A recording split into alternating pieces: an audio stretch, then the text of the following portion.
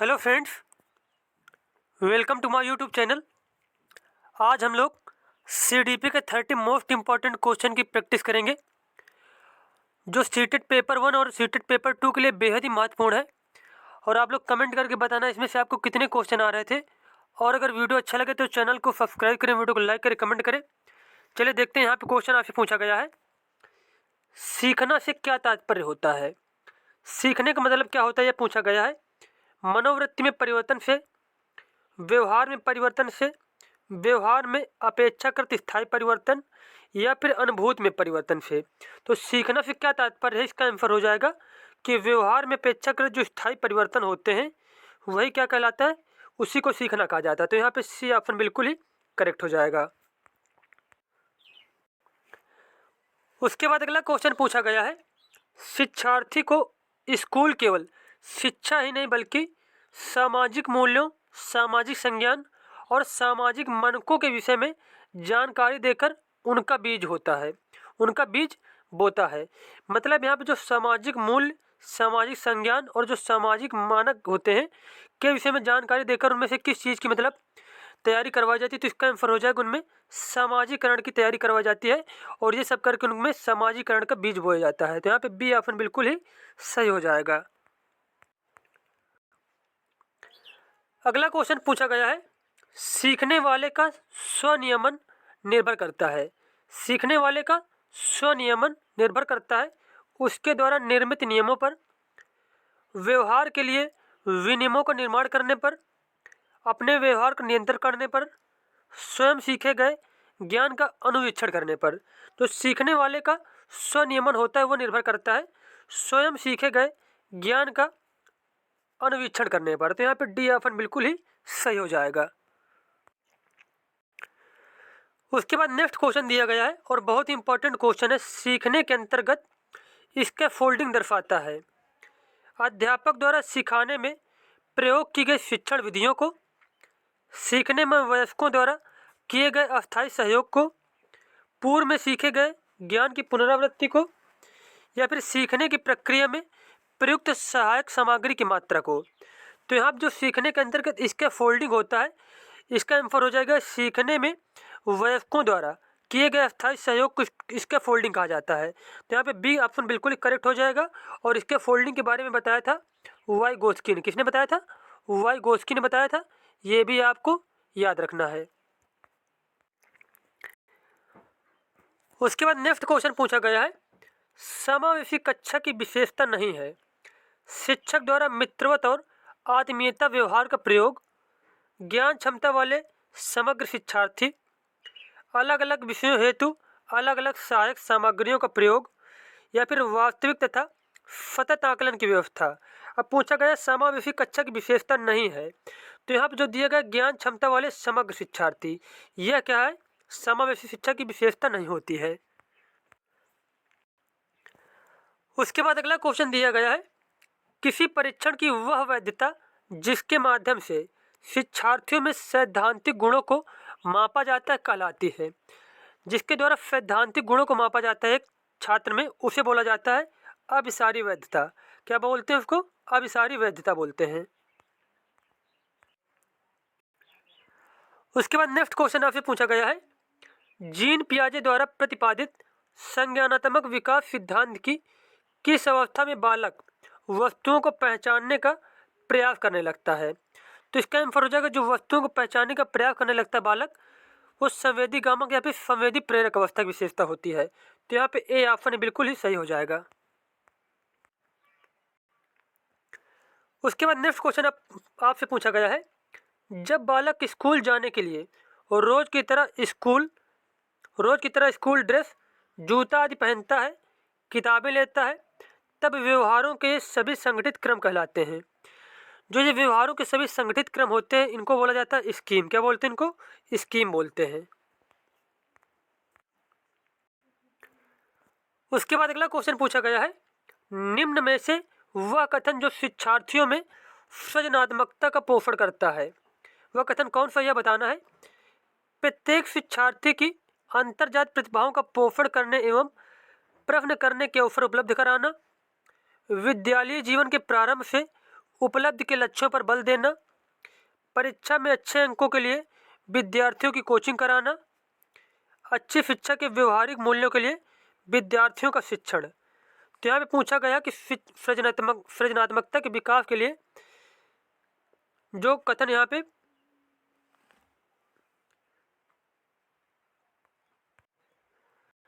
अब यहाँ पे बताया गया कि सृजनात्मकता का पोषण कौन सा कथन करता है, तो इसके अनुसार आंसर हो जाएगा ए नंबर, बिल्कुल सही हो जाएगा कि प्रत्येक शिक्षार्थी की अंतर्जात प्रतिभाओं का पोषण करने एवं प्रश्न करने के अवसर उपलब्ध कराना। तो यहाँ पे ए ऑप्शन बिल्कुल ही सही हो जाएगा। उसके बाद आपसे पूछा गया है भाषा अच्छे गुणों से संपन्न तथा सफल मानी जाती है यदि इसमें विचारों और धारणाओं के संचार की गुंजाइश हो, यह नए विचार और संभावनाएं उत्पन्न करने में सक्षम हो, यह बदलते वातावरण में किसी के अनुकूलन को बढ़ाए, या फिर यह शब्दों के उच्चारण और उन्हें वाक्यों में उपयोग करने के लिए एक नियमावली प्रदान करता है। तो यहाँ पे जो क्वेश्चन पूछा गया है कि भाषा अच्छे गुणों से संपन्न तब मानी जाएगी जब यह नए विचार और संभावनाएं उत्पन्न करने में सक्षम हो। तो यहाँ पे बी ऑप्शन बिल्कुल ही सही हो जाएगा। उसके बाद अगला क्वेश्चन पूछा गया है एक शिक्षार्थी वस्तुओं को या तो बिल्कुल सही या बिल्कुल गलत के रूप में वर्गीकृत करता है, आप उसके चिंतन किस वर्ग में रखेंगे? इस प्रकार के चिंतन को कहा जाता है नगण्य चिंतन। क्या कहते हैं इसको? नगण्य चिंतन कहते हैं। उसके बाद अगला क्वेश्चन पूछा गया है एक परीक्षण में बहुत सारे लोगों से केवल विषम संख्या के प्रश्नों के जवाब देने को कहा गया, बाद में उनसे केवल सम संख्या वाले प्रश्नों को जवाब देने को कहा गया। प्रत्येक व्यक्ति के दोनों अंकों की तुलना करके परीक्षणों की विश्वसनीयता का पता लगाया जा सकता है। अब यहाँ पे पूछा गया है कि इस तरह के दोनों अंकों की तुलना की जो है परीक्षण करके कौन सी विश्वसनीयता का पता लगाया जा सकता है, तो इसका आंसर हो जाएगा अर्धविभाजित। क्या है? अर्धविभाजित।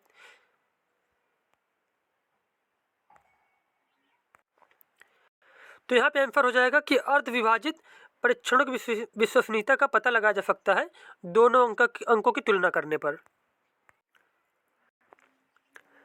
उसके बाद अगला क्वेश्चन यहाँ पर दिया गया है शिक्षार्थी से पूछता है कि क्या वह अपने माता पिता से झूठ बोलता है, तो शिक्षक द्वारा पूछा गया यह प्रश्न कैसा? यह प्रश्न है एक नियंत्रित प्रश्न है। कैसा प्रश्न है? नियंत्रित प्रश्न है। कोई शिक्षक क्या है शिक्षार्थी से पूछता है कि क्या वो अपने माता पिता से झूठ बोलता है, तो पूछा गया यहाँ पे क्वेश्चन में यह किस प्रकार का प्रश्न है, तो यह एक नियंत्रित प्रकार का प्रश्न है। अगला क्वेश्चन पूछा गया है पाठ्य पुस्तकों के विषय में कौन सा कथन अनुचित होगा? पाठ्य पुस्तकों की सहायता से निश्चित समय में विभिन्न विषयों का ज्ञान प्राप्त किया जा सकता है। बिल्कुल सही दिया गया है यहाँ पे। पाठ्य पुस्तकों की सहायता से विद्यार्थी कक्षा में सुनी हुई बातों को घर पर भी समझ सकता है तथा पुनरावृत्ति का कार्य आसानी से कर सकता है। ये भी कथन बिल्कुल ही करेक्ट दिया गया है। उसके बाद सी ऑप्शन दिया गया है पाठ्य पुस्तकों से प्राप्त ज्ञान पूर्ण रूप से व्यवहारिक होता है, अतः उसकी अत्यधिक उपयोगिता है। ठीक है, यह कथन बिल्कुल गलत हो जाएगा कि जो है पाठ्य पुस्तकों से प्राप्त ज्ञान क्या पूर्ण रूप से व्यवहारिक नहीं होता है और ना ही उसकी अत्यधिक उपयोगिता होती है। तो यहाँ पे सी ऑप्शन बिल्कुल ही गलत हो जाएगा। उसके बाद यहाँ पे डी ऑप्शन दिया गया है अधिकांशतः यह पाया जाता है कि पाठ्य पुस्तकों का प्रयोग विद्यार्थियों में रटने की प्रवृत्ति को बढ़ाता है। तो ये भी यहाँ पे बिल्कुल ही सही दिया गया है। अगला क्वेश्चन पूछा गया है निम्नलिखित में से कौन सा विकल्प सामाजिक बुराइयों के न्यूनीकरण का सबसे प्रभावी माध्यम है? प्रभावी विधिक प्रावधान, तीव्र आर्थिक विकास, सार्वभौमिक शिक्षा या फिर वांछित सामाजिक। यहाँ पे पूछा गया है सामाजिक बुराइयों के न्यूनीकरण का सबसे प्रभावी माध्यम है, तो वह हो जाएगा सार्वभौमिक शिक्षा। कौन शिक्षा? सार्वभौमिक शिक्षा। अगला क्वेश्चन आपसे पूछा गया है परिवर्तन सामाजिक परिपक्वता की दृष्टि से एक उत्तम शिक्षा योजना है कि? परिवर्तन क्या है? सामाजिक परिपक्वता की दृष्टि से एक उत्तम शिक्षा योजना है कि? अब यहाँ पे ऑप्शन दिए गए हैं इन सिद्धांतों को अपनाएं कि यह कुछ अधिक बौद्धिक क्रियाओं के लिए तथा कुछ सामाजिक क्रियाओं के लिए आवश्यक है। कक्षा के संदर्भ में शिक्षार्थियों के अधिगम की उचित व्यवस्था की जाए। कक्षा के सभी शिक्षार्थियों को उचित सामाजिक योगदान देने के लिए प्रोत्साहित किया जाए। प्रत्येक शिक्षार्थी को व्यक्तिगत रूप से शिक्षा प्रदान की जाए। अब क्वेश्चन क्या पूछा गया था कि परिवर्तन क्या है, सामाजिक परिपक्वता की दृष्टि से एक उत्तम शिक्षा योजना है कि। अब यहाँ पे बताना कि एक उत्तम शिक्षण योजना कौन सी होगी, तो इसका आंसर हो जाएगा कि कक्षा के सभी शिक्षार्थियों को उचित सामाजिक योगदान देने के लिए प्रोत्साहित किया जाए। तो यहाँ पे सी ऑप्शन बिल्कुल ही सही हो जाएगा। उसके बाद अगला क्वेश्चन पूछा गया है, स्वकेंद्र परीक्षा प्रणाली के विषय में आपका क्या विचार है।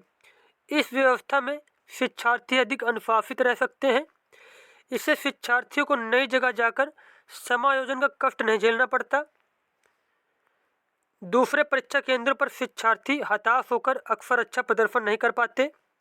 इससे शिक्षार्थियों को नकल की सुविधा हो जाती है कक्षा में। तो यहाँ पे पूछा गया कि स्वकेंद्र परीक्षा प्रणाली, स्वकेंद्र का मतलब जहाँ पे स्कूलों में सेंटर नहीं भेजा जाता। जब एग्जाम होते हैं तो स्कूल मतलब दूसरे स्कूल मतलब उसका सेंटर नहीं भेजा जाता। तो इसका आंसर हो जाएगा कि इससे यह फायदा होता है, इससे शिक्षार्थियों को नई जगह जाकर समायोजन का कष्ट नहीं झेलना पड़ता। तो यहाँ पे बी ऑप्शन बिल्कुल ही सही हो जाएगा। उसके बाद नेक्स्ट क्वेश्चन पूछा गया है, प्रजातांत्रिक पर्यावरण की प्रमुख भूमिका है शिक्षार्थियों के बहुमुखी व्यक्तित्व का विकास करना, शिक्षार्थियों में अपेक्षित अभिवृत्तियों का विकास, शिक्षार्थियों द्वारा अपनी दुर्बलताओं का उचित मूल्यांकन, या फिर शिक्षार्थियों में स्वस्थ आदतों का विकास करना। जो प्रजातांत्रिक पर्यावरण है इससे क्या होता है, शिक्षार्थियों के बहुमुखी व्यक्तित्व का विकास होता है। तो यहाँ पे ए ऑप्शन बिल्कुल ही सही हो जाएगा। नेक्स्ट क्वेश्चन यहाँ पर दिया गया है, एक सार्वजनिक क्षमता है जिसके सहारे बालक उद्देश्यपूर्ण क्रिया करता है, विवेकशील चिंतन करता है तथा वातावरण के साथ प्रभावी ढंग से समायोजन करता है। तो यहाँ पे बताना है, ऑप्शन दिए गए बुद्धि, मानसिक मंदता, अनुशासन या फिर निर्देशन।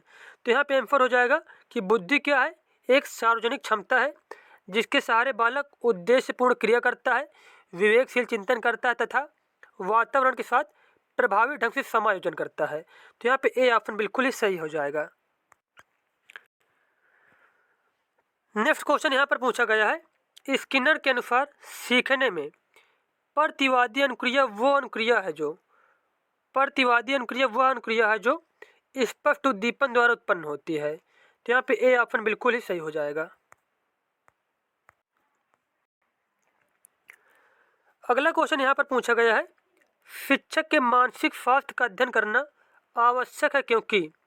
शिक्षक के मानसिक स्वास्थ्य का अध्ययन करना आवश्यक है क्योंकि छात्र शिक्षक को ठीक प्रकार से समझ सकते हैं, शिक्षक की प्रतिष्ठा बनी रहती है, छात्र शैक्षिक विकास पर शिक्षक के मानसिक स्वास्थ्य का प्रभाव पड़ता है, या फिर शिक्षक के स्वाभिमान को ठेस नहीं पहुँचे। तो यहाँ पे करेक्ट आंसर हो जाएगा कि शिक्षक के मानसिक स्वास्थ्य का अध्ययन इसलिए करना चाहिए कि छात्रों का जो शैक्षिक विकास होता है, छात्र शैक्षिक विकास पर शिक्षक के मानसिक स्वास्थ्य का प्रभाव पड़ता है। तो यहाँ पे सी ऑप्शन बिल्कुल ही सही हो जाएगा। नेक्स्ट क्वेश्चन यहाँ पर पूछा गया है, प्रतिभावान लड़की घर में बैठना कम पसंद करती है तथा अधिक क्रियाशील तथा झगड़ालू होती है। यह कथन किसका है, ट्रो का, स्किनर का, हेली का या फिर वुडवर्थ का। तो यहाँ पे करेक्ट आंसर हो जाएगा, यह कथन है ट्रो का। किसका, ट्रो का।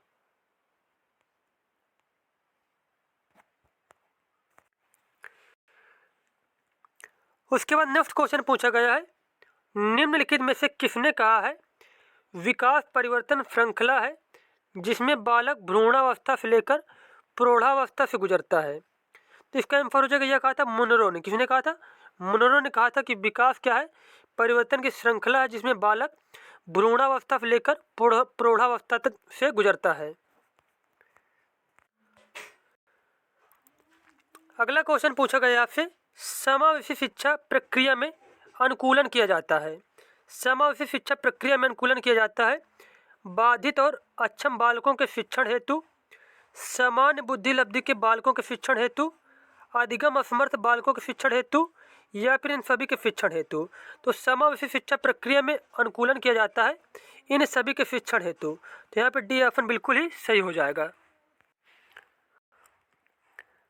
उसके बाद नेक्स्ट क्वेश्चन यहाँ पर दिया गया है, जब शिक्षार्थी अपने विषय प्रशिक्षण एवं बुद्धि के फलस्वरूप किसी विशेष क्षेत्र में ज्ञान अर्जित करने का दावा करता है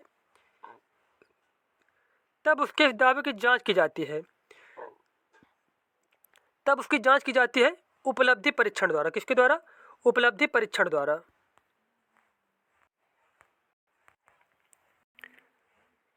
अगला क्वेश्चन आपसे पूछा गया है, खेल का एक लाभ यह भी है कि वे बालकों को विद्यालय के खाली घंटे में अनुशासित रखते हैं, बालकों को घर से बाहर रखते हैं, अवकाश काल के उत्तम उपयोग को प्रोन्नत करते हैं या फिर विद्यालय का नाम रोशन करते हैं।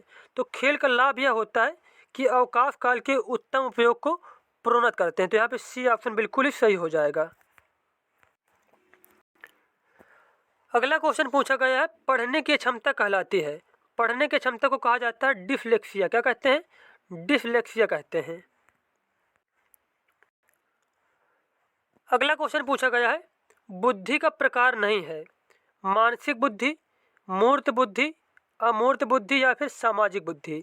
तो यहाँ पर जो दिए गए मानसिक बुद्धि, यह बुद्धि का प्रकार नहीं है।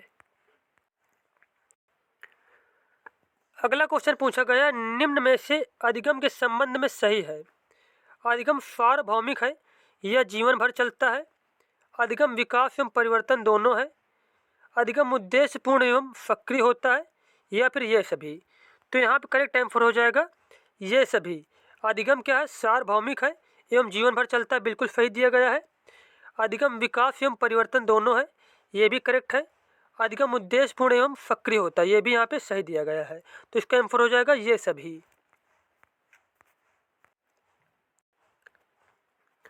उसके बाद अगला क्वेश्चन पूछा गया है, बच्चे के उचित विकास को सुनिश्चित करने के लिए उसका स्वास्थ्य शारीरिक विकास एक महत्वपूर्ण पूर्व आवश्यकता है, यह कथन क्या है? तो यह कथन बिल्कुल ही सही है। इसका डी आंसर बिल्कुल करेक्ट हो जाएगा कि सही है, क्योंकि शारीरिक विकास के अन्य पक्षों के साथ अंतर संबंधित होता है। तो यहाँ पे 30 क्वेश्चन कंप्लीट हो गए। मिलते हैं नेक्स्ट वीडियो में। धन्यवाद।